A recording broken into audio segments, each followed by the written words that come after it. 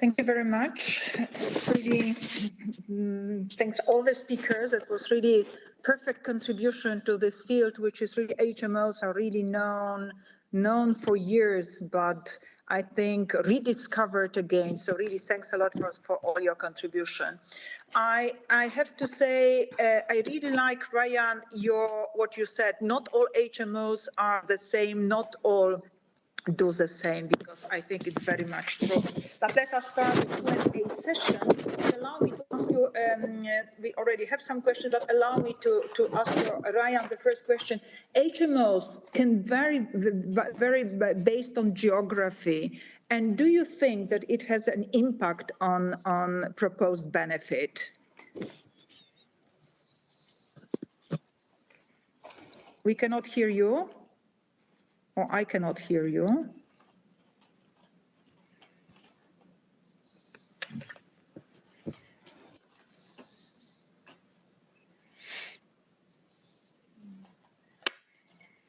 Ryan, we cannot hear you. So perhaps I will ask Ivan. Ivan, can you not to answer? I have another question for you.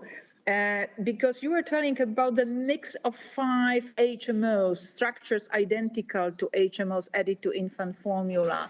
And previously it was shown that there was reduction in use with 2 HMOs, structures identical to HMOs added to infant formula on the use of antibiotics. Do you know anything about the same effect with a mixture of 5? Because that would be really interesting and important finding. Yes, well, I think these data still have to be analyzed, so they are not available yet. And I think the question is if there will be a further reduction by adding the 5 instead of adding the 2. So that's the question. I think what is important is that we can now add HMOs from the 3 different categories to the infant formula. Because before with 2, you only add 2 categories, and apparently these categories seems to be very relevant. Whether each HMO individually is really important, that needs absolutely further research. Okay, Ryan, can you? No, probably still not. So I will go to the questions which are asked by our participants. Question to, well, very inspiring talk by Professor Van den Plas. Would you consider the 5 HMOs supplement a good option to support infants with challenges such as antibiotics at birth? So antibiotics again. Ivan. Yeah, well, it's the same kind of question. I would say probably the more HMOs that can be added, the better. But again, we need that research. So the answer is the same as for the previous question. Okay. Can any one of you comment? Can you comment on the importance of determining secretor status of the infant for the determination of clinical outcomes, particularly associated with the infant gut microbiome? Anya or Ivan or Ryan, if already can join us. Ryan is silent. Ryan has been silenced. Well, Anya, Anya or Ivan? Anya, okay. Anna. Yeah. Can you hear me? Yes. Okay, so I think it's a great question, and I would be personally very, very interested in having an ability to determine the secretor status of the mother, because as Ivan pointed out, it has very profound consequences. I think it is only available in the research setting. So unless it comes to the clinic, we will not know that. But it would explain the different outcomes of the breastfed infants. Like we always are perplexed. Why is that one child that is being fed, exclusively breastfed, develops allergy and the other doesn't, in addition to atopic status of the mother. So yeah, it would be fantastic to have this ability to discern the secretor status. Okay, there's another question for Ryan, specifically. Ryan, I understand we are still do not have the. Okay, so we will go to the other questions. Great presentation, Professor Ivan. Is there any evidence for the role of HMOs in functional gastrointestinal disorders? Well, again, we need clinical trials, it's a very good question, and I think that the next step is to indeed use and study HMOs in infants who develop functional gastrointestinal disorders and see if they are effective. What has been shown is that in prevention, HMOs decrease the incidence of functional disorders such as infantile colic compared to standard infant formula without any supplementation. So there seemed to be an effect, certainly in prevention. Whether it's also true in treatment, that's for the future research. Excellent, thanks. Another question, what is known about the synergy between HMOs and GOS and/or FOS combination? Who wants to answer? HMO, like structures identical to HMOs added to infant formula and GOS and/or FOS.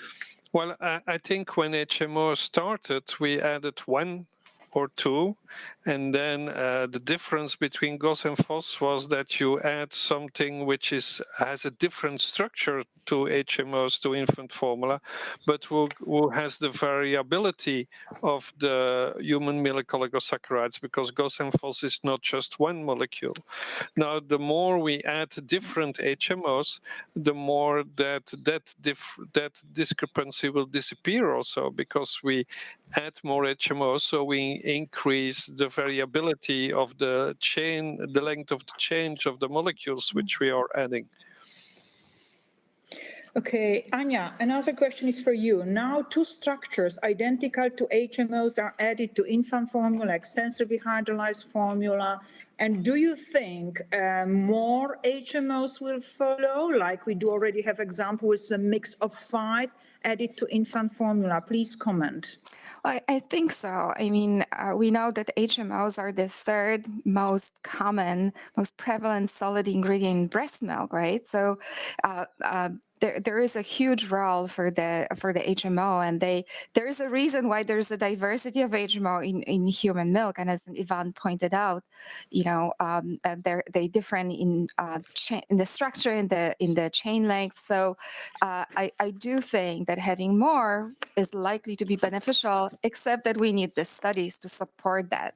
So hypothetically, yes, I'm a true believer in making formula more similar to breast milk as much as possible. So in that regard, Excellent. It would make Thanks a lot. Yeah. We now have Ryan back as Roberta. Welcome, Ryan, back. Okay, so can we come back to the question which I asked? HMOs can vary based on geography. Do you think that it may have an impact on proposed benefit? Ryan? Still not working. Still don't hear you. Okay, so we will go and try another questions. Well, can we go back to safety? Of course, we show that studies are showing growth is similar, they are safe. But you know, in medicine, there's zero risk, hardly ever exists. So can you, both of you, comment, are there any known adverse effects or possible adverse effect? Can other microorganisms benefit of this addition of structures identical to HMOs to infant formula? Can anyone comment on it? Yeah, well, you know, HMOs are prebiotics, and they selectively promote the growth of beneficial bacteria. So, you know, bifidobacteria. I'm not aware of any study showing the detrimental effect of breast milk, which is loaded with HMOs. So, you know, I couldn't imagine that adding HMOs to infant formula would have any detrimental effect. And, you know, it should be pointed out that the concentration of HMOs in infant formula reproduces or is, you know, similar to the concentration in breast milk. Yeah, I can only... Ryan, one more attempt. Are you... Oh, sorry, Ivan, sorry. No. Yes, I would Ivan, say if please. Ryan can... Do we hear him? Okay. Ryan, can we hear you? No. No. No, not yet. So I think I would Ivan, only say I not fully yet. agree with what Anja just said, and the only thing I can imagine is if there is an error in the producing of the HMO because it's made in a laboratory, and if you give really too much, it's fermented and may cause gasinets. But that's the only adverse effects that I can imagine of. And as Anja said, there is plenty of it in mother's milk, and it's exactly the same molecule in principle. So it seems to be something which is Excellent. out of risk of adverse events. Anja, I have a question which relates to cow's milk protein allergy. Once infants who develop cow's milk protein allergy have dysbiosis before the symptoms of allergy develop, and since HMO influence the gastrointestinal microbiota, do you think that HMOs, like structures identical to HMOs from birth onwards, will decrease cow's milk allergy? Please comment. Well, yeah, this is a very important question, and we don't have evidence to support, the answer. I would hypothesize they might. The importance of breast milk is highest in the first 6 months of life before the supplementary feeding is introduced. So, I think there is a chance that this may be the case, but at this point, this is just a hypothesis. I think, but what I do think is that when you have to supplement, when you cannot breastfeed, if you have to introduce a formula, I think it would be beneficial to have a formula that is most similar to breast milk. So, containing HMOs or, pre-probiotics. Excellent. Thanks a lot. Before the symptoms develop. Exactly. I saw Ryan, but probably he cannot join us. Okay, I'm looking for the level of supplementation, but I think you already mentioned, Anja, that it should be, and it is more or less as it is in the breast milk. Ryan, are you with us? Last more trial? No. Ryan, I'm sorry to say it's not working. Okay, we have 1 more minute, so please allow me now to conclude this session. Thanks a lot for all your contribution. We apologize for the technical problems, but this is live, this happens. Allow me to repeat, HMOs are known for years, but discovered again. We learned that diversity is important. We learn, and we know it because there are so many meetings on HMOs that it becomes now one of the hot topics in infant nutrition. I like what Ryan said, that not all HMOs are the same, and not all do the same.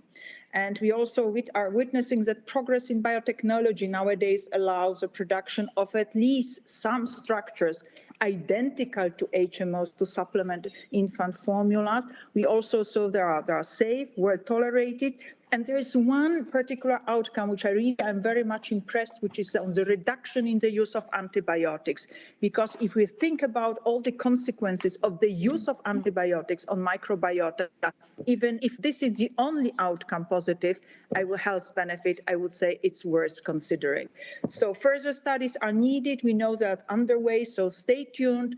And I thank everyone for participating in this session. Thanks, Anja, thanks, Ivan, thanks, Ryan, who is somewhere behind us. Thanks, Nestle Nutrition Institute, and thanks all the participants of this session. Thanks a lot. Thank you very much, and see you during the meeting and probably next year. Thanks a lot. Thank you very much.